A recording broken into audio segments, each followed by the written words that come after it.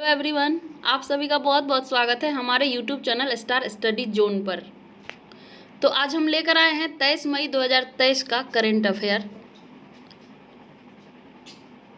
और जितने भी इम्पोर्टेंट हेडलाइंस है उसको पहले हम लोग डिस्कस करेंगे, उसके बाद क्वेश्चन पर आएंगे। तो पहला हेडलाइन है हमारा, आप लोग सभी को पता होगा, पीएम मोदी हमारे Papua New Guinea, Fiji, Japan के दौरे पर गए हैं।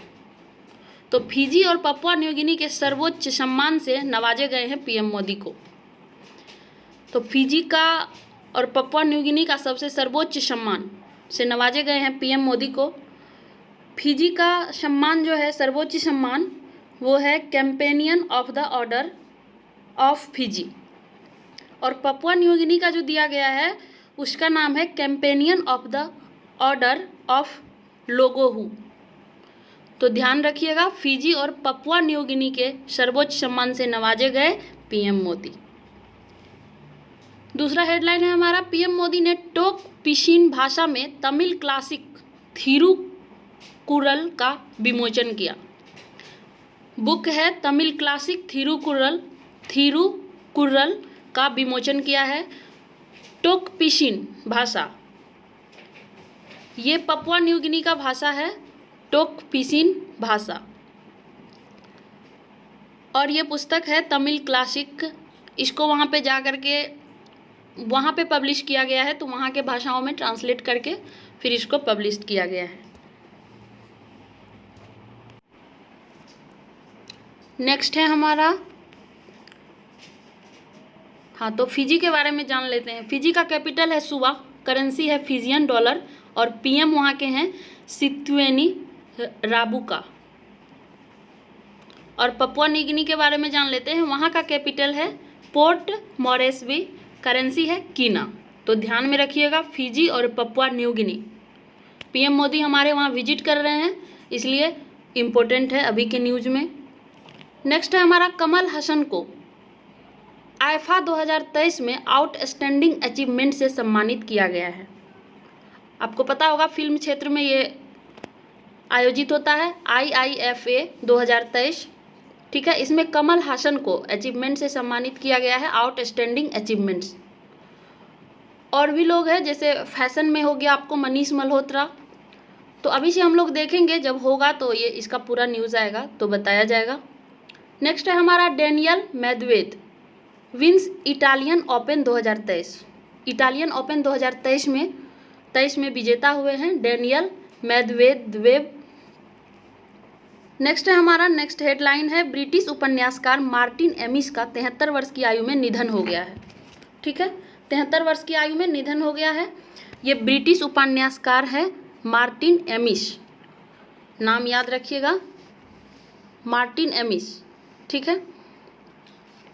नेक्स्ट है, चंडीगढ़ को first rank in national water award से सम्मानित किया गया है। मतलब नेशनल वाटर अवार्ड 2022 मिला है किसको? चंडीगढ़ को, और फर्स्ट रैंक पे है ये। नेक्स्ट है हमारा, उत्तर प्रदेश ने इस सीजन में चीनी उत्पादन में महाराष्ट्र को पीछे छोड़ दिया। तो इससे पहले महाराष्ट्र शुगर प्रोडक्शन में आगे था, अभी उत्तर प्रदेश हो गया है फिर से, महाराष्ट्र को पीछे छोड़ दिया है। चलते हैं हम अपने क्वेश्चन की तरफ। आज का जो हेडलाइंस था इम्पोर्टेंट, उसको मैंने डिस्कस किया, उससे आगे और भी क्वेश्चन भी होंगे जो आगे के सेशन में आएंगे। तो हमारा सेशन का आज पहला क्वेश्चन है, हाल ही में अंतर्राष्ट्रीय जैव विविधता दिवस कब मनाया जाता है? अंतर्राष्ट्रीय जैव विविधता दिवस, इंटरनेशनल बायोडाइवर्सिटी डेज, तो 22 मई को मनाया जाता है। तो हम कह सकते हैं कि अंतर्राष्ट्रीय जैव विविधता दिवस मनाया क्यों जाता है? तो पृथ्वी के विविध पारिस्थितिकी तंत्रों की समझ बढ़ाने और संरक्षण को प्रोत्साहित करने के लिए हर साल 22 मई को अंतर्राष्ट्रीय जैव विविधता दिवस हम मनाते हैं, ठीक है। थीम है हमारा, from agreement to action, build back biodiversity. Theme को ध्यान में रखिएगा, from agreement to action, build back biodiversity. 1992 से मनाया जा रहा है। आपको पता होगा सबसे पहला अर्थ समिट हुआ था 1992 में रियो दी जेनेरियो में, और तभी से बायोडायवर्सिटी दिवस मनाया जाता है।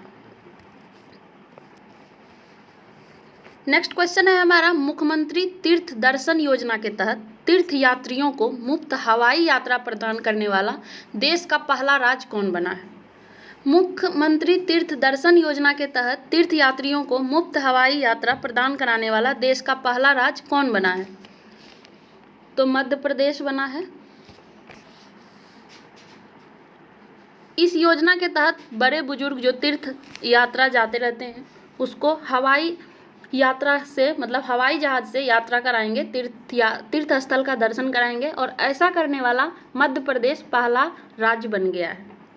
और ये जो हो रहा है योजना, इसको कौन ये किए हैं? तो वहाँ के सीएम किए हैं, शिवराज सिंह चौहान।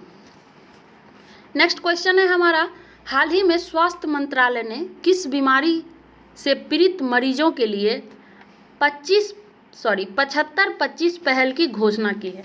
ठीक है, पहल का नाम है 75-25, ध्यान रखिएगा। स्वास्थ्य मंत्रालय के द्वारा घोषणा हुआ है पहल का। तो ये भी पूछ सकता है कि कौन से मंत्रालय इस पहल की घोषणा की है, तो हम बताएंगे स्वास्थ्य मंत्रालय ने किया है। ठीक है, तो किस बीमारी के लिए किया है? तो हाई ब्लड प्रेशर और डायबिटीज के लिए।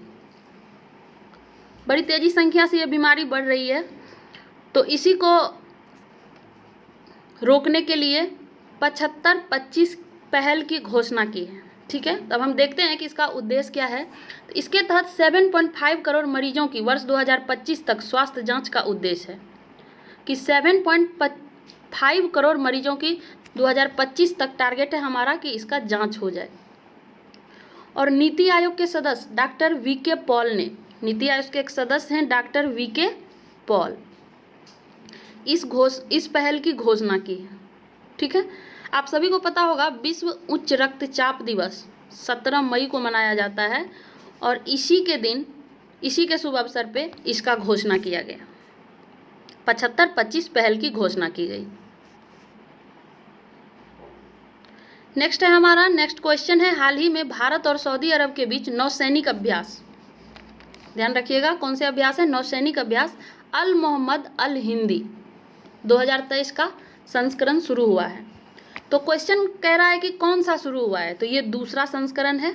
ठीक है, ऑप्शन हम नहीं लाए हैं आज, क्योंकि ऑप्शन से अच्छा है कि आगे हम उनको डिस्क्राइब कर दें, अच्छे से बता दें, तो वो ज़्यादा अच्छा रहेगा, इसीलिए आज ऑप्शन नहीं लिख पाए। तो भारत और सऊदी अरब के बीच ये नौसैनिक अभ्यास होता है, नाम है अल मोहम्मद अल हिंदी 2023। ठीक है, ये दूसरा संस्करण था। इसमें देखेंगे हम इंडिया के तरफ से INS तर्कस और INS सुभद्रा, 2 नौकाएं शामिल हुई थी इंडिया के तरफ से, INS तर्कस और INS सुभद्रा। ठीक है, 2 और भी इम्पोर्टेंट है, उसको याद रखिएगा, जायर अल बहर। जायर अल बहर भारत और कतर के बीच होता है, भारत और कतर के बीच होता है जायर अल बहर। एक और है नसीम अल बहर, ये भारत और ओमान के बीच होता है। ये दोनों भी इम्पोर्टेंट है, एग्जाम में पूछ लिए जाते हैं, आप लोग ध्यान रखिएगा। नेक्स्ट है हमारा, हाल ही में किस देश ने वर्ष 2025 को विशेष पर्यटन वर्ष घोषित किया है? किस देश ने 2025 को विशेष पर्यटन वर्ष घोषित किया है? तो नेपाल किया है। आपको पता होगा 80-90% डिपेंड अपॉन टूरिज्म, ये 80 से 90% तक टूरिज्म पे डिपेंड होते हैं। ठीक है, तो ये घोषणा वहाँ के राष्ट्रपति किए हैं, रामचंद्र पौडेल। तो आपको ये भी पता चल गया, नेपाल के राष्ट्रपति रामचंद्र पौडेल, और वहाँ के PM है पुष्प कुमार दहल, पुष्प कुमार दहल। नेक्स्ट है हमारा, हाल ही में किस देश ने 13वें सुदीरमन कप का खिताब जीता है? तो ध्यान रखिएगा, चीन जीता है, चाइना जीता है दक्षिण कोरिया को हराकर। ठीक है, तो ये हमको ऐसे भी पूछ सकता है कि 13वें सुदीरमन कप किससे संबंधित है? ज़्यादातर तो ऐसे ही पूछा जाता है, तो याद रखिएगा एकदम बैडमिंटन से संबंधित है।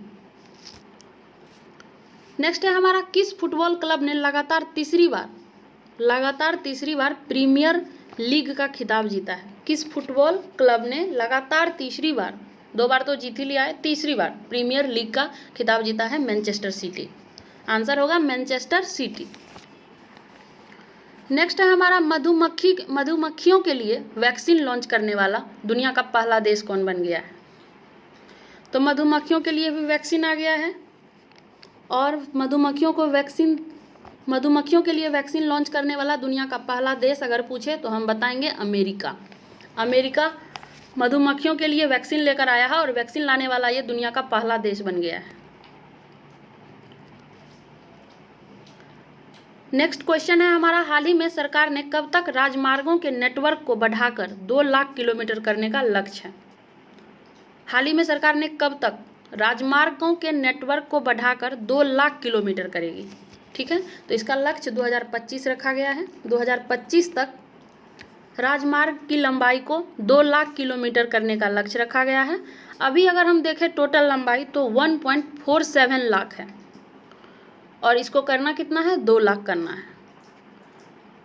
आपको बता दें 38 किलोमीटर पर डे, 38 किलोमीटर की राजमार्ग नेटवर्क की निर्माण डेली हो रही है। नेक्स्ट है हमारा 25 मई से उत्तर प्रदेश में शुरू होने वाला खेलो इंडिया यूनिवर्सिटी गेम्स का उद्घाटन कौन करेंगे? इम्पोर्टेंट है क्योंकि हमारे प्रधानमंत्री करेंगे, नरेंद्र मोदी जी। तो ध्यान रखिएगा 25 मई से कहाँ आयोजित हो रही है? उत्तर प्रदेश में शुरू होने वाले खेलो इंडिया यूनिवर्सिटी गेम का उद्घाटन कौन करेंगे? तो मोदी जी करेंगे। विश्वविद्यालय स्तर की प्रतियोगिता है ये, और इसका पहला संस्करण 2020 में लॉन्च हुआ था, और वो उस टाइम भी हमारे पीएम ही किए थे।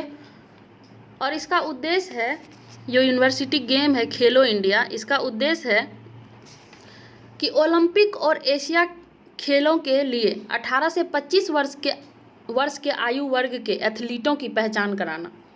ठीक है, तो उद्देश्य आप देख रहे हैं, ओलंपिक और एशिया खेलों के लिए 18 से 25 वर्ग के आयु के एथलीटों की पहचान कराना है। ठीक है, तो ये हमारा लास्ट क्वेश्चन था आज का। अगर आप लोग को अच्छा लगे तो देखिएगा और पढ़िएगा भी, वनडे एग्ज़ाम में काफ़ी फायदेमंद होंगे। और ऐसे ही नेक्स्ट डे भी आएगा, जो भी हमारा इंपॉर्टेंट हेडलाइन होगा वो पहले करा दिया जाएगा, उसके बाद हम क्वेश्चन लेकर के आएंगे और ऐसे ही विस्तार में आपसे डिस्कशन करेंगे। Thank you for watching, thank you so much.